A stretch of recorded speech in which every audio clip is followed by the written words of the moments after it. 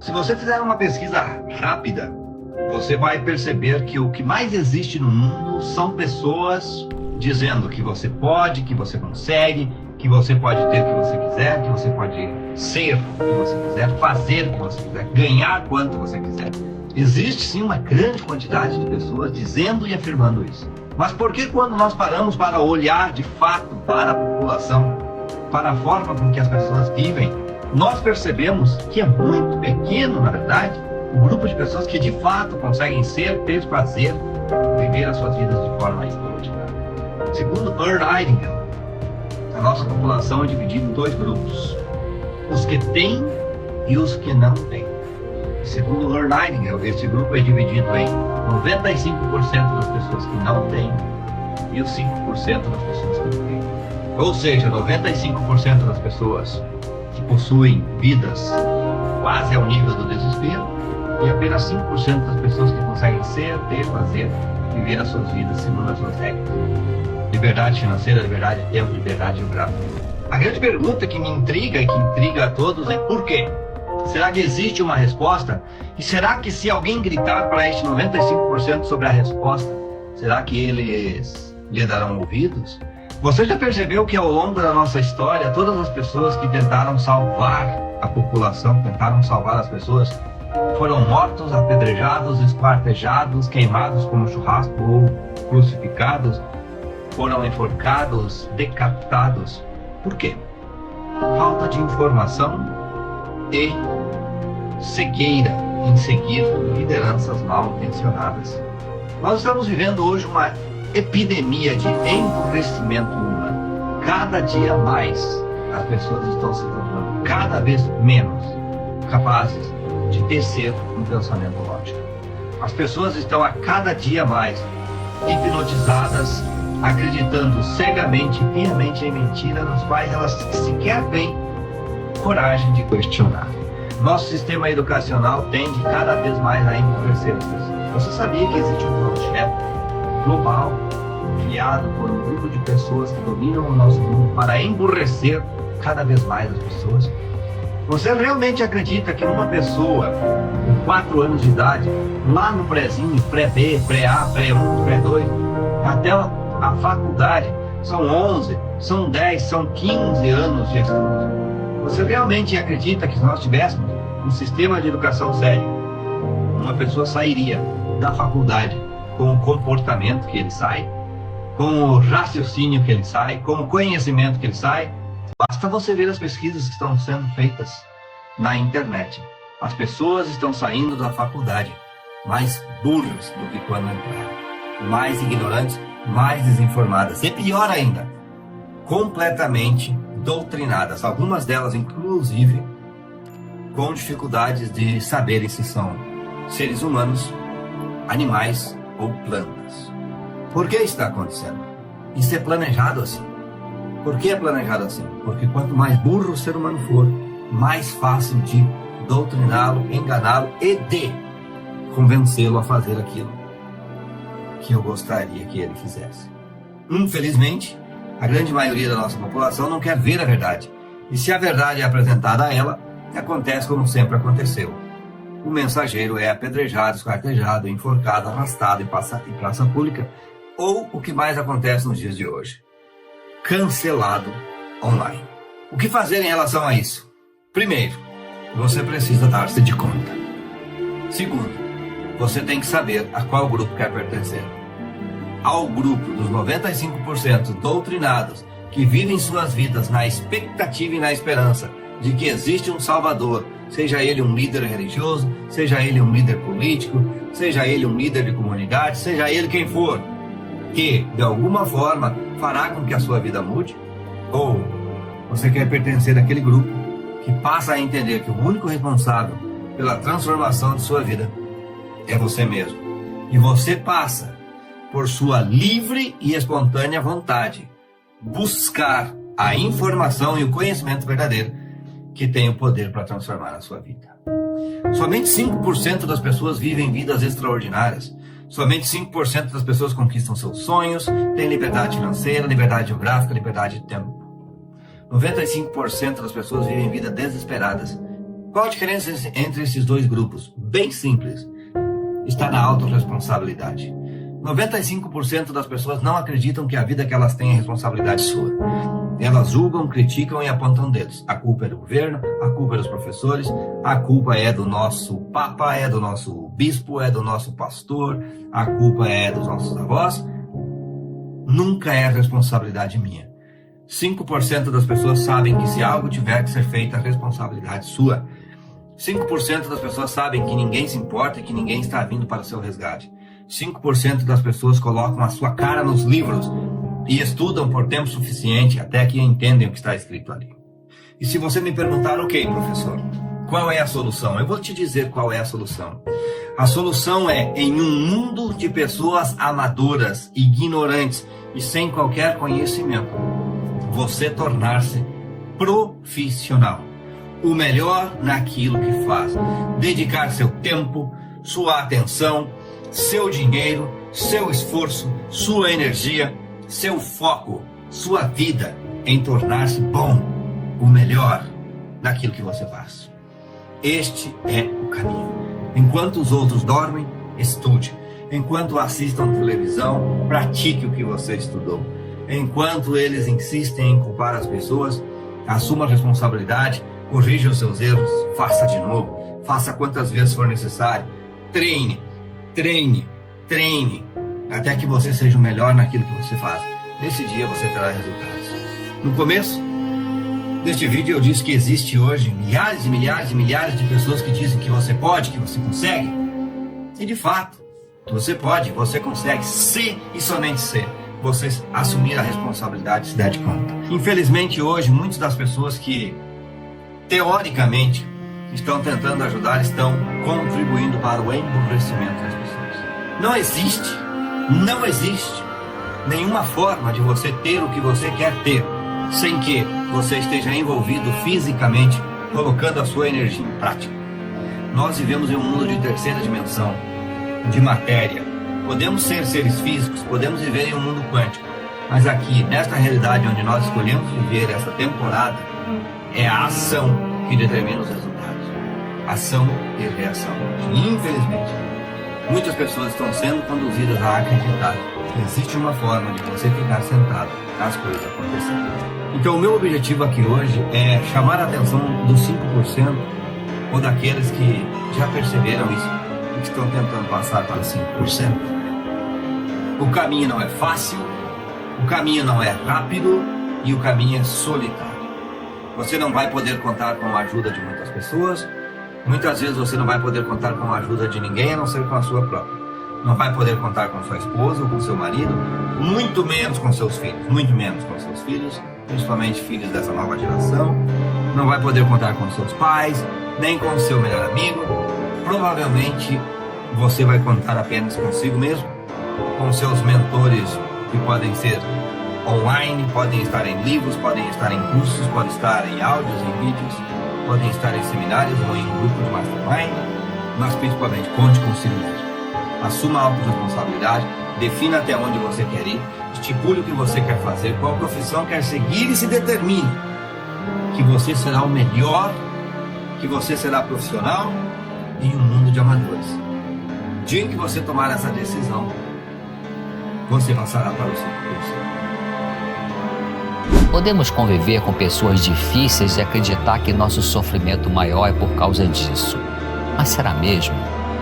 Creio que nossa maior luta é com nosso próprio eu. Pode levar muitos anos para compreendermos e aceitar isso. É assim mesmo. Não é fácil dar uma olhada para nós mesmos e perceber nossos erros, nossas falhas de caráter, nossas complicações de temperamento. Dói olhar para dentro e encarar nossos erros de frente, caso não os justifiquemos. Mas faz parte da cura interior dar essa olhada e sentir a dor. Essa é uma dor boa porque ela pode nos conduzir a uma reflexão sobre nosso eu e nos levar a decidir melhorar. Em geral, nos apegamos ao nosso eu de maneira que não queremos mudar. Cremos que as pessoas é que têm que mudar. Achamos que elas é que nos fazem sofrer, o que na melhor das hipóteses talvez seja uma meia-verdade. Precisamos ajudar nossos filhos a vencerem o egoísmo desde que são bebês, ensiná-los a dar. Mas vamos conseguir isso na medida em que nós mesmos aprendemos, em meio a sofrimentos, aquilo que Jesus disse quando falou que melhor é dar do que receber. Pessoas chamadas de espertas podem ser bem cheias de ego, de egoísmo, de egocentrismo, de orgulho.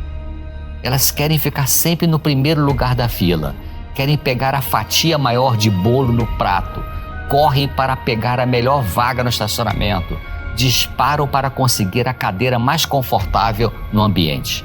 O ego na frente sempre. Será que Jesus agiria assim? A imagem que queremos passar para os outros pode ser a de que sempre somos pessoas maravilhosas, sem defeito nenhum em nossa personalidade. É fácil colocar nas redes sociais imagens produzidas, histórias de alegria e frases que parece que temos ótimo autocontrole emocional e que estamos vivendo em plena felicidade o tempo todo. Mas será isso verdade? E quando na sua vida privativa você explode de raiva com as pessoas como se elas fossem objetos sem sentimento? E quando cai em prantos porque não se sente amado, amada como desejava? E quando vem aquele sentimento de insegurança e de medo, você coloca isso na sua rede social?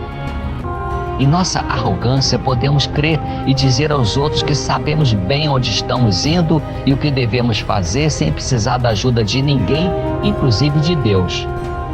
Mas e quando quebramos a cara? Se nos humilhamos ao quebrar a cara, podemos ser ajudados porque a postura humilde facilita o nosso aprendizado de um comportamento melhor. Há momentos na vida em que perdemos o controle e algo acontece de repente nos colocando numa condição difícil e dolorosa. Podemos entender que o sonho termina. Não vai acontecer o que queríamos ou está acontecendo o que não queremos. Mas podemos olhar para o problema sob uma nova perspectiva. O sofrimento é uma oportunidade para adquirirmos o melhor conhecimento de nós mesmos e isso é importante porque quanto melhor nos conhecemos, mais humildes podemos nos tornar, porque entendemos que não somos deuses, temos limitações, não somos melhores que os outros como poderíamos acreditar. Precisamos de ajuda e ela está disponível. O sofrimento pode nos conduzir para o recebimento de ajuda e presença de Deus. Mas o orgulho pode impedir que recebamos essas bênçãos, porque ele pode nos conduzir para uma autossuficiência ou revolta e assim nos afastamos da ajuda necessária.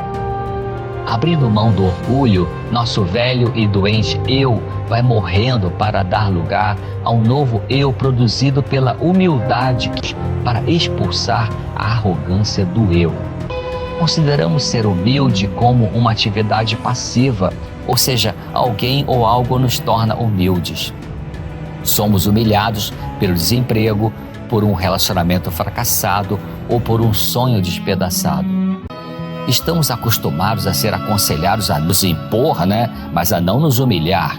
Então, como nos humilhar para vencer o orgulho que nos destrói e perturba nossos relacionamentos? Devemos voluntariamente confessar nosso pecado, tratar os outros melhor do que a nós mesmos e pedir ajuda. Quando a humildade começa a nos possuir, então não precisamos nos esforçar tanto ou esconder algum defeito de nossa personalidade. É até possível que algumas pessoas se sintam mais atraídas por nós se conhecerem algumas de nossas falhas e lutas. Portanto, ao admitirmos para uma outra pessoa alguma falha nossa, isso é ser humilde e ajuda no bom entrosamento, porque demonstramos que não somos perfeitos e não somos melhores que os outros. Quando vamos vencendo o orgulho, vamos parando de buscar o aplauso ou a atenção de pessoas que só produzem vazio. Em vez disso, passamos a procurar agradar a Deus e recebemos a recompensa dele em vez de das pessoas. A nossa vida tem que estar direcionada para alguma coisa, para que a gente não se sinta perdido, desnorteado, sem norte, desorientado, sem oriente. Nós temos que ter um ideal. O que consiste isso? ter um ideal. É a história do propósito que todo mundo fala hoje em dia. Imagine que você se coloque a sua consciência no último dia da sua vida. Que tipo de ser humano você quer ser aí? O que você quer ter construído em você? Como você quer ser? O resultado do seu trabalho de uma vida inteira é o quê? Você quer ter alguma virtude, algum valor? É importante que você faça essa escolha. Se nós não sabemos o que é o nosso ideal, como vamos trabalhar? Para onde? Em que direção? Estamos absolutamente à deriva. Muitas vezes nos sentimos assim, meio soltos na vida, meio à deriva, porque de fato muitas vezes estamos. Então colocar a nossa consciência nesse momento vai nos obrigar a definir um ideal de vida que certamente está no plano sutil de valores, de virtudes, de sabedoria. Porque diante da morte ninguém está pensando no seu saldo no banco ou na quantidade de carros que deixa na garagem. Diante da morte, necessariamente pensamos no campo do ser. O que eu fui, o que eu permiti que as pessoas fossem através de mim e o que o mundo se tornou graças a mim. Ou seja, eu fui fator de soma. Eu somei, nem que seja um pouquinho. Ou seja, eu passei pelo mundo fazendo diferença. E isso é fundamental. Então a gente coloca como objetivo, digamos, fraternidade e justiça. Esse é o meu objetivo. Todos os meus dias vão ser encaminhados nessa direção, sem nenhuma ansiedade. O ideal não é para que você fique ansioso, é simplesmente para que você dê consistência a cada dia. Em cada dia você faz a parte de justiça e fraternidade que te cabe fazer agora. A cada dia você vai caminhando nessa direção, procurando fazer dias completos e não ansiando por nada. O ideal é simplesmente para que você não se perca no meio do caminho. E isso é muito importante, porque tendo esse direcionamento, não somos tão manipuláveis. Tendo esse direcionamento, sabendo onde queremos chegar, podemos ter valores. O que leva nessa direção é bom, o que leva em outras direções é mau, é desonesto, é imperfeito. Podemos saber o que é necessário das coisas que nos são oferecidas, podemos fazer boas escolhas, porque agora a gente tem um espírito de missão. Quando você tem um ideal, você tem um espírito de missão. Eu quero construir a mim mesmo como um ser humano mais pleno. Por que você sabe fazer escolhas? Porque você sabe o que você vai construir. Aquele que não quer construir nada sai consumindo as coisas mais bizarras do mundo, gastando energia inutilmente. Portanto, o ideal, um espírito de missão, te dá direcionamento, te permite caminhar com passos mais certos e fazer com que todos os seus dias estejam alinhados com uma mesma direção, ou seja, que a tua energia esteja sendo somada para um objetivo. Evitar a angústia de sentir-se à deriva, que é exatamente o que acontece quando não temos um ideal. E uma coisa extremamente importante também a acrescentar nisso é termos diariamente um momento de vida interior, onde a gente para e pensa: o meu ideal e o que eu fiz no dia de hoje esteve coerente ou não? Se não esteve coerente, por que foi que eu traí o meu ideal no dia de hoje? O que havia lá que era tão atraente que eu saí da minha trilha e corri atrás daquilo? Eu tenho que marcar bastante para eu ir desenvolvendo resistência a esse fator, para que em outro momento ele não me roube mais do meu caminho. Quando eu estou caminhando para o meu ideal, eu sou eu mesmo. Essa é a minha identidade. Quando eu estou caminhando em outra direção, eu estou fora de mim. E o ideal é que nada nos arrastasse para fora de nós mesmos. Então, uma reflexão diária sobre o que andamos fazendo com a nossa vida. Um momento diário de vida interior. Isso é muito importante, para que não o joguemos fora. A nossa não é uma vida tão longa assim para jogarmos dias fora. Cultivar a disciplina, isso é fundamental. Através da disciplina, podemos começar a ter vitórias sobre as circunstâncias. A desorganização, com certeza, nos freia. A falta de método, o caos, vai fazer com que a gente fique freado no meio da nossa desordem, no meio de toda aquela bagunça que você produziu. Você não consegue avançar, não existe uma trilha para que você avance. Ou seja, a desorganização, o caos, sempre vai brecando o nosso caminho, roubando oportunidades. Quando nos organizamos, temos uma disciplina necessária para nos organizarmos, vamos começando a avançar. E esse avançar é extremamente necessário. É muito ruim que a gente só veja fracassos quando olha para trás. Isso vai acabar gerando em nós uma perda da autoconfiança. Isso não pode acontecer. Temos que sentir que alguma coisa foi realizada para que nós nos estimulemos a continuar caminhando. Não podemos ir acumulando sempre fracassos. Isso vai acabar corroendo a fé que temos em nós mesmos. E isso é muito difícil de reconstruir. Portanto, pequenos avanços desenvolvem autoconfiança, segurança e um sadio orgulho das provas que eu estou conseguindo superar. Portanto, é extremamente necessária a disciplina para avançarmos e termos esse estímulo de saber que, ainda que pouco, ainda que devagar, mas eu estou avançando. Corpo e mente juntos. Isso é extremamente necessário. Onde estamos, estar com corpo e mente juntos. As experiências da vida são atraídas pela nossa necessidade de experiência. Portanto, o lugar em que estamos é o lugar ideal para que a gente possa crescer nesse momento. Mas você tem que estar aí inteiro, não viver fugindo da vida através de alienantes, através de fantasias. Estar de corpo inteiro em cada momento da vida e procurar aprender o que esse momento tem a te ensinar. Ou seja, capacidade de concentração no momento presente. Capacidade de concentração e percepção do que a vida te oferece em cada momento. Nós nos desconcentramos, deixamos entrar em um pensamento agressivo, um pensamento que recorda alguma coisa muito ruim lá de trás, um pensamento que recorda um sentimento ruim que temos por alguém, deixamos entrar esse pensamento. E esse pensamento vai impactar o nosso emocional, gerando estados emocionais negativos, que depois dá um trabalho para a gente reverter. Às vezes ficamos o dia inteiro no estado emocional de abatimento, de tristeza ou de cólera, porque não fomos capazes de nos concentrar e evitar que formas mentais indesejadas, totalmente fora de contexto, penetrassem na nossa mente. Cada vez mais, treinando concentração, nos tornamos senhores da nossa mente, porque senão é um caos. Ficamos perdidos no meio desse redemoinho, sem controle nenhum. Não é possível realizar nada no meio de um tufão. É como se você estivesse no olho de um tufão.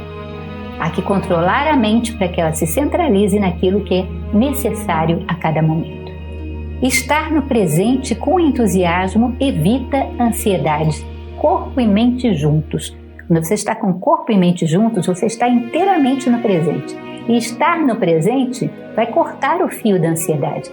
Ansiedade é uma ligação doentia com um futuro que se espera alcançar ou que se espera fugir dele, seja lá o que for, e provoca uma ausência total. O homem é desligado do que ele está vivendo agora.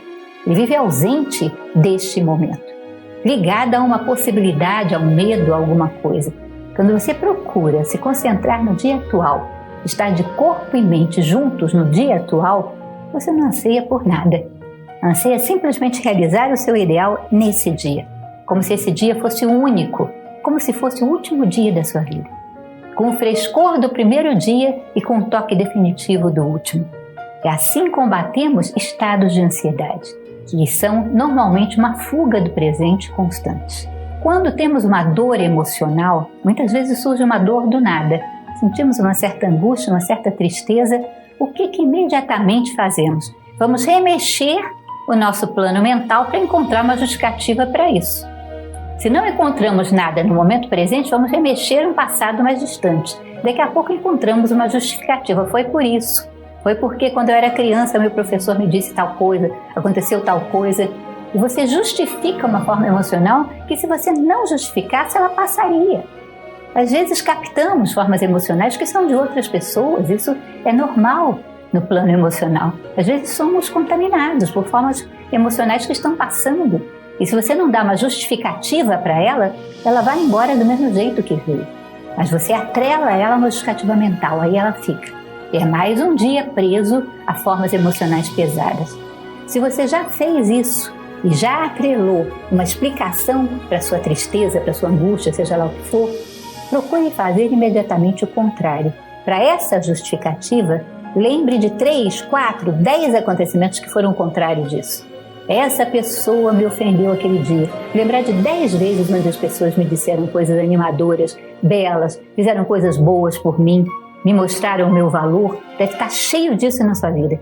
Mude o foco, tire o foco mórbido. Nós temos uma tendência a olhar para o pior. Às vezes eu pergunto para você, você conhece fulano? Ih, aquele que sempre chega atrasado. Fulano teve 1000 qualidades que você já viu, mas você só lembra do defeito. Esse foco mórbido é péssimo. É aquilo que nos faz passar devagarzinho do lado de um acidente porque queremos ver. É terrível. Esse foco mórbido vai fazer com que a gente sempre arrume justificativas para todas as formas emocionais que passam por aí. Cada vez que você fizer isso, o ideal é nem fazer, deixá-las ir embora. Segurar e impedir que haja formas mentais que justifiquem. Mas se você já fez, procure formas mentais positivas, muitas, quantas você puder. Comece a colecionar formas mentais que sejam o contrário daquilo que você pensou. Tal pessoa me fez uma traição. Quantas pessoas foram leais comigo? Quantas pessoas tiveram atitudes de lealdade? Muitas ao longo da minha vida. Comece a lembrar disso, lembrar, alimentar essa lembrança. Lembrar que o nosso tempo é limitado para ser desperdiçado. Se nós vivêssemos, 1000 anos, a gente poderia dizer, um dia é pouco. É besteira passar um dia pensando nas dores do passado. Não faz diferença nenhuma. É besteira passar um dia com pensamentos circulares negativos. Não faz diferença nenhuma, é só um dia. Eu vivo 1000 anos. Mas não é 1000 anos que a gente vive. Nós vivemos o quê? 80 anos, 90? Um dia bastante. Não é pouca coisa. E ainda mais quando você dedica um dia a coisas negativas, a lembranças do passado, que são amargurantes, que são negativas, a formas mentais negativas, esse dia tem uma tendência a contaminar o próximo. Pode ser que essa forma te leve mais de um dia da tua vida. Às vezes leva uma semana, você preso àquilo que não foi capaz de combater e cortar. Então cuidado, valorizar os nossos dias. Eles são uma unidade muito significativa de uma vida que não é tão longa assim. Isso é um fato. Aqueles que já estão bem vividos, como é o meu caso, quando olham para trás, são capazes de depor sobre a rapidez com que a vida passa. É algo incrível, muito mais do que se pode imaginar quando estamos começando. Lembrar sempre daquilo e daqueles que se ama. Você pega essa base, eu amo essas pessoas, e com esse sentimento, gravando esse sentimento fixo no teu plano emocional, você tentar ir distribuindo esse sentimento por onde você passa, criando laços afetivos por onde você passa.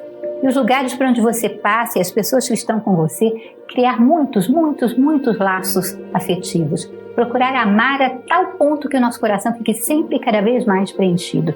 Porque esse é um dos grandes sentidos da vida. Criar laços afetivos. Que permitam que através dessas vias criadas o nosso coração se expanda, se dê, se entregue. E isso é fundamental. Isso gera para a nossa vida um ambiente perfeito para que a consciência se expanda, se eleve, para que a gente se realize. O ambiente mais adequado de todos, um ambiente de amorosidade. Você deve perder o seu coração todos os dias e depois partir em busca dele. Assim, você descobrirá que o seu coração é o coração de todas as coisas. Eu perco meu coração todos os dias e depois vou procurar por ele. Vou ver que eu carimbei meu coração em todos os lugares por onde passei, em todas as pessoas por quem eu passei, e saí carimbando o meu caminho com o meu coração. E lentamente eu vou percebendo que o meu coração não é só meu, é o coração de todas as coisas. E começamos a praticar o maior dos mistérios da vida, que é o mistério da recuperação da unidade na multiplicidade.